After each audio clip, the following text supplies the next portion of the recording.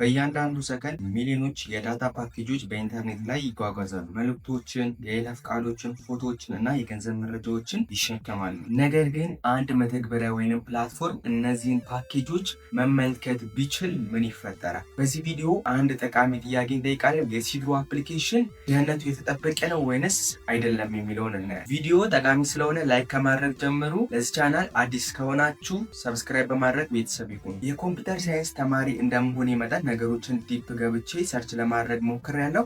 በመጀመሪያ ዲፕ ፓኬት ኢንስፔክሽን ማለት ምን ማለት ነው የሚለውን ለእናንተ ነግራችኋለሁ። እሺ፣ ዲፕ ፓኬት ኢንስፔክሽን ምን መሰላችሁ? ዲፕ ፓኬት ኢንስፔክሽን እናንተ ዳታችሁን ስትጠቀሙ መረጃዎቻችሁ ወደ ተለያዩ ፓኬቶች ይከፋፈላል። ይህም ፓኬት ደግሞ በሁለት ከፍለን እናየዋለን፣ ሄደር እና ፓይሎድ።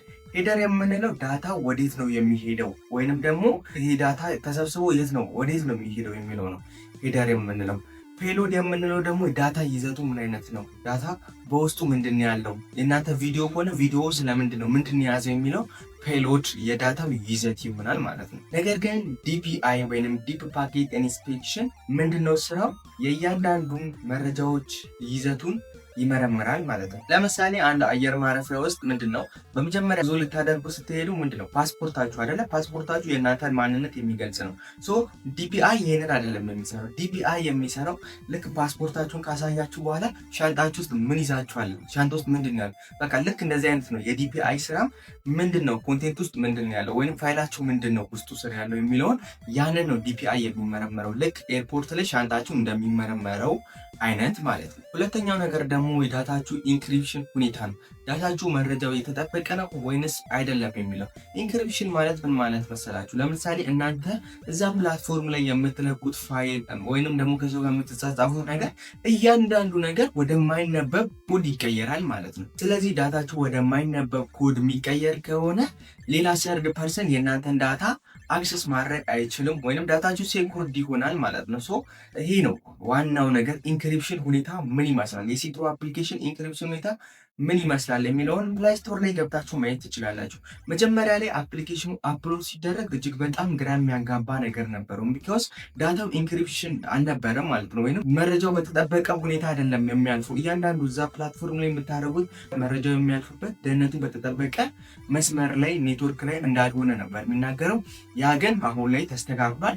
ገብታችሁ ፕላይ ስቶር ላይ ቼክ ማድረግ ትችላላችሁ። ያው እንደውም ላሳያችሁ። ወደ ፕላይ ስቶር ሄደን ሲድሮ አፕ ብለን ሰርች እናደርጋለን። ሲድሮ አፕ አንደኛ ላይ የሚመጣው አፕሊኬሽን ነው። እሱን እንነካዋለን። እስቲ አፕሊኬሽኑ በዚህ አድርጋችሁ ወደ ላይ ያደረጋችሁ ሪቪው ማየት ትችላላችሁ። 4.6 ገና አፕሊኬሽኑ አፕሎድ ከመደረጉ በጣም አሪፍ ነው ሬቱ። አባውት አፕ ብላችሁ ስለ አፕሊኬሽኑ ማየት ትችላላችሁ። ቨርዥኑ ከስንት ጀምሮ ነው የሚሰራው፣ ላስት አፕዴቱ መች ነው የሚለውን ማየት ትችላላችሁ። ከ100,000 በላይ ደግሞ ዳውንሎዶች አሉት። እዚህ ጋር እንደምታዩት ነው። ኦፈርድ ባይ ደግሞ ማለት ኢንፍራቴክ ሶፍትዌር ነው ኦፈርድ የሚያደርግ ያቀረበው። ይህን አፕሊኬሽን የሰራው ኢንፍራቴክ ሶፍትዌር እንደሆነ ማየት ትችላላችሁ እዚሁ። በዋናነት እኛ ማየት የፈለግነው ግን ዳታ ሴፍቲ ስለሆነ እስቲ እዛ ውስጥ እንግባ። ዳታ ሴፍቲ ውስጥ ዳታ ኢዝ ኢንክሪፕትድ ኢን ትራንሲት። መጀመሪያ ላይ ግን ይሄ እንደዚህ አልነበረ። አሁን ነው በቅርቡ ነው ያስተካከሉት። እና እናንተ ማወቅ ያለባችሁ አፕሊኬሽኑ አዲስ እንደመሆኑ መጠን ብዙ አይነት ዲበጎች ሊኖሩ ይችላሉ።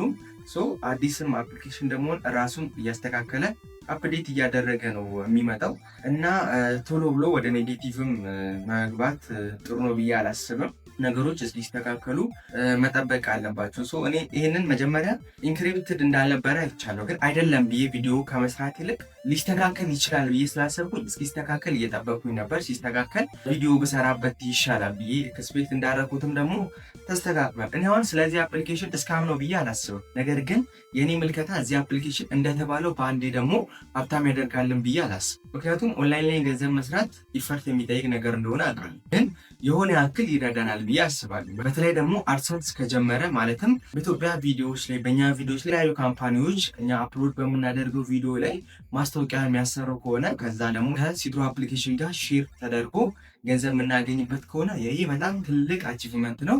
ስለዚህ በዚህ ቪዲዮ እንጠይቃለን ያለውን ጥያቄ ጠይቀናል። ዳታው ኢንክሪፕትድ ነው ወይንስ አይደለም፣ ተመስጥሮ ነው ወይንስ አይደለም የሚለውን ጠይቀናል ማለት ነው። ስለዚህ ዳታው ኢንክሪፕትድ ነው። ሶ በዚህኛው ሊያሰጋችሁ አይገባም። ታዲያ ብዙ ቪዲዮ አፕሎድ ሲደረግ ይህን የሚችል ስቶሬጅ ትልቅ የሆነ ዳታቤዝ ያስፈልጋል። ስለዚህ ይህ ዳታቤዙ ማን ነው የሚለውን በቀጣይ ቪዲዮ እንሰራላችሁ። ከፈለጋችሁ ኮሜንት ላይ አስቀምጡልኝ። ዳታቤዝ ሰርቨሩ ማን ነው የሚለውን ሪሰርች አድርጌ ቪዲዮ ሰራላችኋለሁ። እንግዲህ መጠየቅ የምትፈልጉ ነገር ካለ በዚህ ቪዲዮ ኮሜንት ሴክሽን ላይ አስቀምጡልኝ። ቪዲዮን ከወደዳችሁት ላይክ፣ ሰብስክራይብ አድርጉ። እናንተን ሊጠቅማል ብዬ ስላሰብኩኝ እና ብዙ ኢሉዥን ስለነበረ ይህን ቪዲዮ ሰርቼዋለሁ። ታዲያ እናንተ ቻናሉን ሰብስክራይብ እና ላይክ በማድረግ እኔን ሳፖርት አድርጉኝ። ሌላ ቪዲዮ እስክንገናኝ መልካም ቆይታ። ቻው።